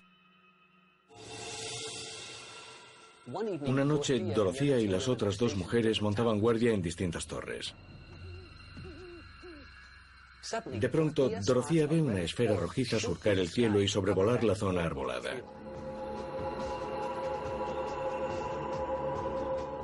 Avisa a las otras vigías, que también divisan el mismo objeto brillante. Mientras las mujeres observan la primera esfera, aparecen 2 más. Sus movimientos indican que podrían estar buscando algo en el bosque. Las mujeres acostumbradas a la presencia de estas esferas en las tierras de la reserva intentan analizar sus movimientos. Aquello no es nuevo para esas mujeres, testigos habituales de ovnis. Como poseen conocimientos de cartografía, a medida que aparecen más esferas, ellas buscan sus ubicaciones exactas desde sus puestos. Estas esferas siguen llegando y permanecen allí entre 3 y 6 minutos antes de desvanecerse, como si hubieran apagado sus luces. Cuando una de las luces se disipa, Dorothea susurra, regresa, y como si lo hubieran oído a 30 metros, la esfera vuelve a resplandecer. La frecuencia de las visitas y su capacidad para comunicarse con los ovnis suscita el primer estudio pormenorizado de estos. Los sucesos eran tan frecuentes que en 1972 Bill Vogel, el jefe de los bomberos de la reserva, contactó con Allen Hynek para que los investigase. Allen Hynek fue seguramente la figura más querida de la historia de la ufología. El Dr. Hynek era muy conocido por sus investigaciones de campo y por su trabajo como consultor durante 20 años en el proyecto Libro Azul. Después de recibir la petición del jefe de los bomberos de la reserva Yakama, Hynek y otro investigador organizaron el primer estudio de campo de ovnis. Entre 1972 y 1974, Hynek monitoriza la reserva de Yakama con cámaras, magnetómetros y otros aparatos. El proyecto de estudio de campo de Yakama, también conocido como el estudio Toppenish, fue el primero de su clase. En una zona demarcada de la reserva se ubicaron 6 puntos de observación, 3 sobre el terreno y otros 3 en las torres de vigía. Mientras investigaba la zona, el equipo de Hynek realizó varios avistamientos. En uno de ellos, 3 puntos de observación detectaron un objeto con forma de pera que flotó durante unos 10 minutos y cuyas luces cambiaron de amarillo a verde. Permaneció fijo hasta que se disparó hacia las alturas. A continuación se trasladó a gran velocidad hacia el este, describiendo una trayectoria angular. Los extraordinarios avistamientos de ovnis que Hynek presenció y documentó en la reserva de la tribu Yakama le llevaron a acuñar un nuevo término para describir a estas extrañas naves: luces nocturnas o NL. En el informe se citan 3 características de las luces nocturnas. Suelen tener luces brillantes, pueden ser de varios colores, aunque el más frecuente es el naranja rojizo. Y por último, no pertenecen a ninguna aeronave u objeto natural. Estas directrices son las que sigue MUFON en la actualidad. Los ovnis de la reserva Yakama son muy interesantes. Que hayan sido vistos durante generaciones hace que te preguntes si ese lugar y sus habitantes tienen algo especial, aunque dudo que los ovnis aparezcan allí para charlar. Es más lógico pensar que la zona posee alguna característica especial, como alguna manifestación energética.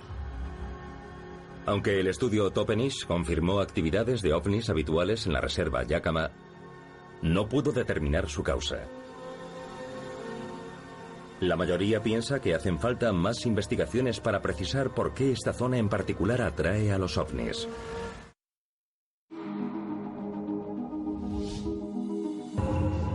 Los relatos acerca de la gente de las estrellas se han transmitido a través de generaciones de los indios norteamericanos. La estadística muestra que las tierras tribales son puntos neurálgicos de actividad ufológica. ¿Qué atrae a estos visitantes extraterrestres? Quizá los indios y los ovnis se hayan visto atraídos a estas tierras por el mismo motivo: las emisiones energéticas únicas que emiten.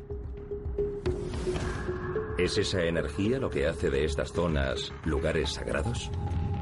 Un examen de la zona, conocida como las 4 esquinas, revela indicios notables acerca de esta teoría.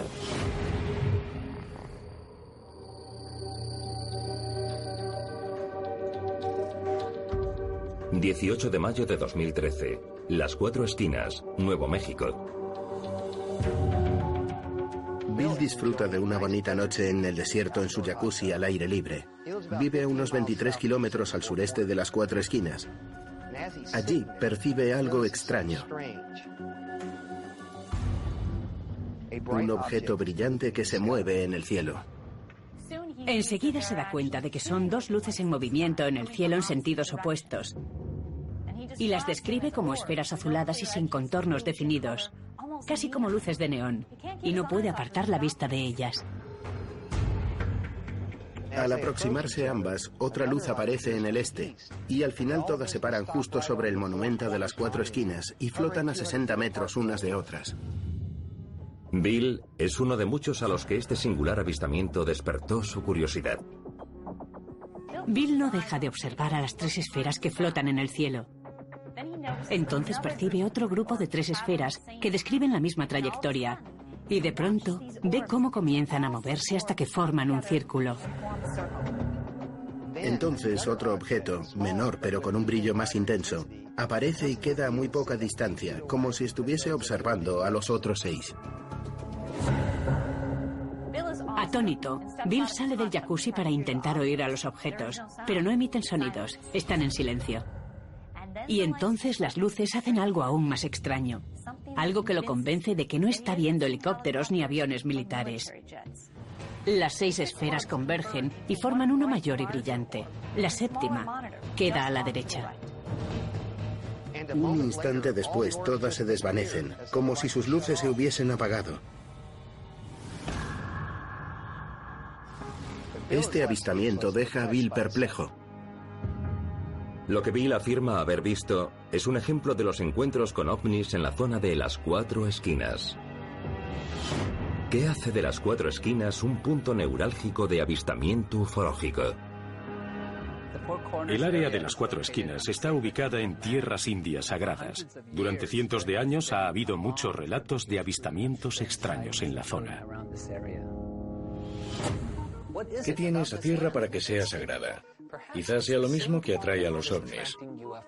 Hay quienes especulan con que estos avistamientos frecuentes tengan que ver con el hecho de que las 4 esquinas esté justo encima de un punto de intersección de líneas ley. Las líneas ley son un fenómeno interesante. Poseen una larga historia.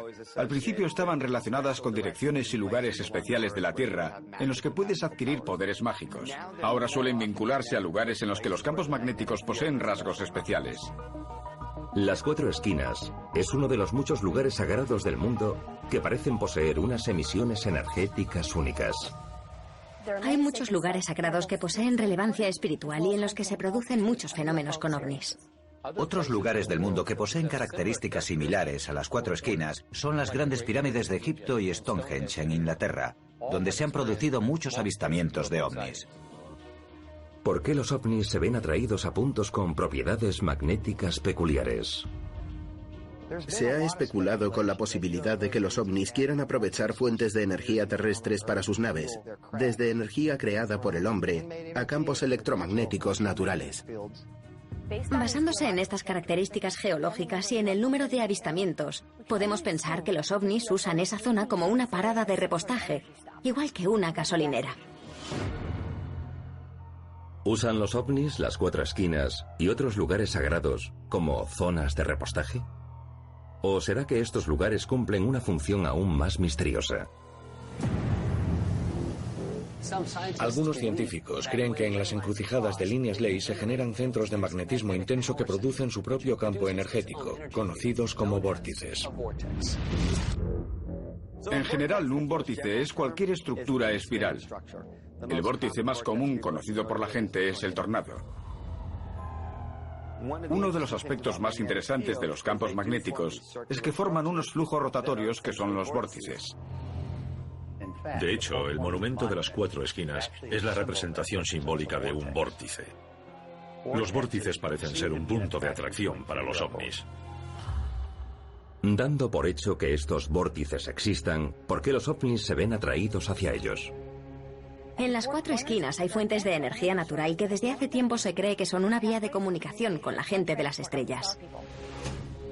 Los vórtices pueden indicar un punto específico a partir del cual pueden pasar de una dimensión a otra.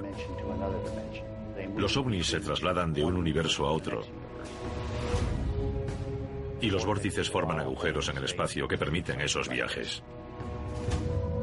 Lo que Bill presenció cuando las luces se apagaron, ¿no sería un ovni que entraba en un vórtice y desaparecía hacia otra dimensión? ¿Podrían los ovnis estar usando estos vórtices para viajar a través del tiempo y del espacio? Quizás esto explique por qué se avistan tantos ovnis en territorios tribales.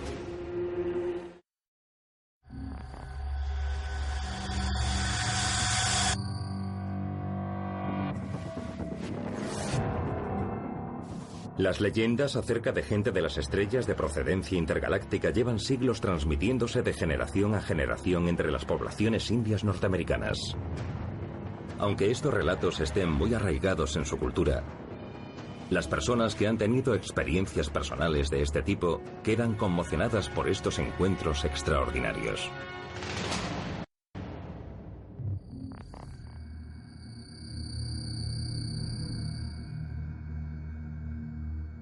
Dulce, Nuevo México, agosto de 1980. En la reserva india, el apache Alan Tafoya presencia un ovni por primera vez. Tenía 16 años y había regresado a la reserva para trabajar allí durante el verano. Estaba con uno de mis primos en la casa de un amigo en la zona norte de la localidad de Dulce. Regresábamos a casa, así que estábamos contentos. Naturalmente no estábamos pensando en ovnis ni en nada parecido, solo volvíamos a casa. De pronto, Tafoya queda paralizado por una extraña luz en el cielo. Observaba cómo aquella luz naranja rebotaba en el cielo. Me quedé impresionado. Le dije a mi primo, fíjate en esa luz. Y él me dijo que ya lo hacía, que ya la veía. Pero miraba en dirección contraria. Yo miraba hacia el este y él hacia el oeste. Le dije que no, que era la luz naranja que bailaba en el cielo. Y él me contestó que era otra y que mirase hacia la casa de la abuela Henrietta. Tafoya se vuelve y ve algo increíble. Miramos y vimos un ovni enorme. Tenía forma de puro y era grandísimo, del tamaño de un campo de fútbol. Ambos lo vimos y nos quedamos impresionados. Nos dejó conmocionados. Paramos y no podíamos creer lo que estábamos viendo. Pensé, tengo que contárselo a mi padre. Tafoya y su primo se apresuraron a contárselo al padre del primero, que era el jefe de policía de la reserva. Comenzamos a correr hacia la casa. Le dije a mi primo que quería contárselo a mi padre, porque tenía que verlo para que la gente se lo creyera. Me puse a aporrear la puerta de su casa gritando, papá, papá, tienes que ver esto, es un ovni. Cuando abrió, se nos quedó mirando a mi primo y a mí, y lo único que pude hacer fue señalar hacia el oeste de la localidad.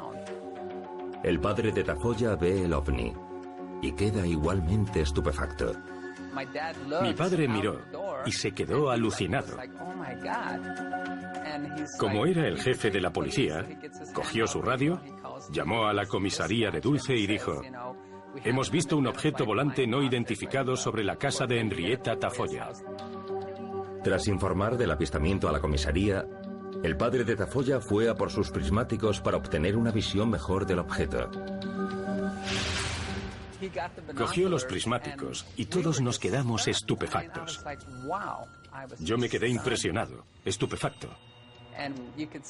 Se veía al ovni con forma de puro, con luces giratorias y una especie de cristal arriba. Y allí vi una especie de siluetas humanoides.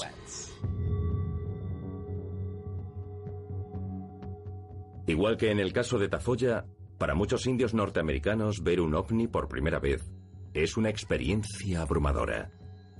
Que se produzca un avistamiento en territorio tribal no significa que sea algo que ocurra a diario. Estos encuentros pueden ser igual de impactantes y sobrecogedores para los indios que para cualquier otra persona. Cuando te ocurre algo así, te quedas pasmado. Son espeluznantes, porque se trata de gente de otro planeta, que viene del cielo, de otra galaxia, y es gente poderosa. Por muy inquietantes que resulten estos avistamientos, las autoridades tribales se los toman de forma muy distinta al gobierno de los Estados Unidos. Muchos indios aceptan los avistamientos como algo real, ya que forman parte de su cultura. Por eso, cuando se produce alguno, nadie trata de taparlo. Cuando Alan cuenta lo que le sucedió, dice que su padre llamó a la comisaría por radio. No temía parecer un loco o que nadie le creyese. Hay un cuerpo de seguridad llamado los Navajo Rangers, que puede ir a sitios no permitidos a los forasteros. La población coopera con ellos porque la respetan. Algo que nosotros deberíamos emular a la hora de investigar no solo ovnis, sino otros fenómenos paranormales.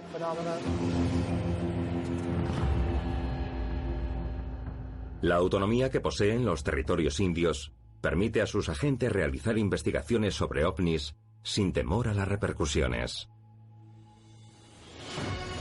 Quizá su parentesco con la gente de las estrellas hace que protejan a estos visitantes. Pero, ¿les permite este vínculo comunicarse e invocar a la gente de las estrellas? Siempre ha habido historias de personas capaces de llamar a los ovnis.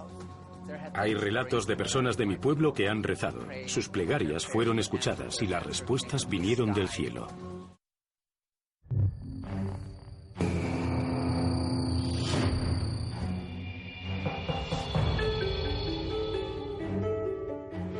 Los investigadores de MUFON buscan respuestas que expliquen la alta incidencia de avistamientos de ovnis en territorio indio. Se han formulado varias hipótesis.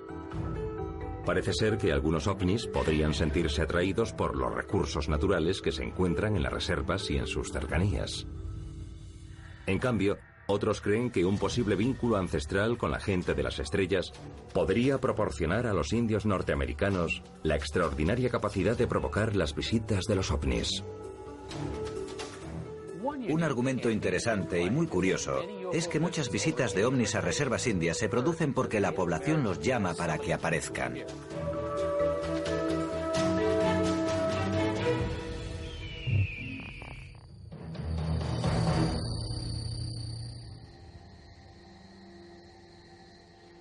Norte de California, otoño de 1991. Terry, una india norteamericana por parte de madre, recurre a las tradiciones de su familia materna para combatir el cáncer. Terry luchaba contra una enfermedad y para ello fue a su cabaña favorita en una reserva de California para orar y meditar. Durante su ceremonia de purificación en la cabaña, Terry rezó a los visitantes de las estrellas para que la guiaran. Durante su vida había tenido muchos encuentros con ovnis que consideraba positivos. Por eso buscaba otra señal de ellos. A pesar de sus oraciones, no recibió ninguna señal de la gente de las estrellas en la reserva. Después, cuando conducía de vuelta a su casa, Terry ve algo en el cielo.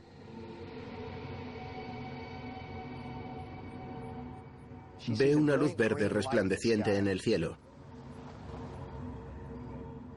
Para el coche para verla y el ovni desciende hasta aterrizar en una pradera cercana. Para Terry esa es la señal que esperaba. El verde se considera universalmente el color de la sanación, así que interpreta este encuentro como un mensaje positivo. Cuando Terry visita a su médico, milagrosamente su tumor ha desaparecido. Este encuentro le proporciona una gran esperanza y hace que te preguntes si Terry fue capaz de invocar a la gente de las estrellas y de hacer que usaran su poder sanador. La experiencia de Terry sugiere la existencia de un vínculo íntimo entre los indios norteamericanos y la gente de las estrellas. No solo pueden comunicarse con ovnis, como vimos en el caso de Dorothea y de las mujeres de Yakima, sino invocar su presencia. La experiencia de Terry es prodigiosa y confirma ese vínculo entre las tribus norteamericanas y la gente de las estrellas del que todos hemos oído hablar. Hay relatos de personas de mi pueblo que han rezado cuando enfermaron. Sus plegarias fueron escuchadas y las respuestas vinieron del cielo. A menudo el cielo nos trae signos o mensajes que guían a las personas.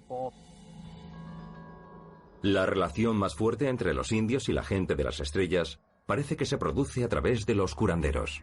En muchas tribus, como la Zuni y la Lakota, hay relatos acerca de seres del cielo que se reúnen con curanderos a los que enseñan a entender mejor la naturaleza, entregándoles herramientas de supervivencia que llevan a su clan. Algunos relatos son bastante llamativos. Es como si existiera una relación simbiótica entre la gente de las estrellas y los indios norteamericanos. No estoy seguro del todo de lo que los extraterrestres sacan de esta relación. Pero si esas criaturas han estado enseñando a los curanderos a entender mejor la naturaleza, ¿significa eso que conocen nuestro mundo mejor que nosotros? ¿Podría tratarse de una relación auténticamente ancestral entre los indios y la gente de las estrellas? Y si fuera así, ¿actúa la gente de las estrellas como guía y protectora que ofrece una mejor comprensión de nuestro mundo? Muchos indios afirman que la gente de las estrellas les entrega mensajes que hacen hincapié en la importancia de la Madre Tierra y de la necesidad de cuidar nuestro planeta. En general, los indios norteamericanos valoran la naturaleza mejor que el hombre occidental. Entienden mejor el mundo natural como algo vivo, algo que hay que respetar y admirar, y que tiene que ser apreciado y cuidado. Lo que mis padres y mis abuelos me enseñaron es que hay que vivir en armonía con la naturaleza, y si es posible, con todo el mundo. Y también que hay que prestar atención a las cosas que ocurren en el cielo y a nuestro alrededor. He oído historias acerca de encuentros con extraterrestres que transmitieron el mensaje de que nosotros, la gente de nuestro planeta, necesita cuidar de nuestra madre tierra. Es algo con lo que nosotros nos criamos y creo que ocurre hoy en día. ¿Proviene esta filosofía de los indios norteamericanos de la gente de las estrellas? ¿Y podrían ser sus tierras sagradas también santuarios y portales a otras dimensiones? Sea como sea, una cosa sí está clara. Existe un vínculo único entre los pueblos indígenas de Norteamérica y los visitantes de más allá de nuestras estrellas. Quizás si el resto del mundo se tomase a estos visitantes de otros mundos con la misma tranquilidad, aprenderíamos esos secretos del universo apuntados en los archivos extraterrestres de Hangar 1.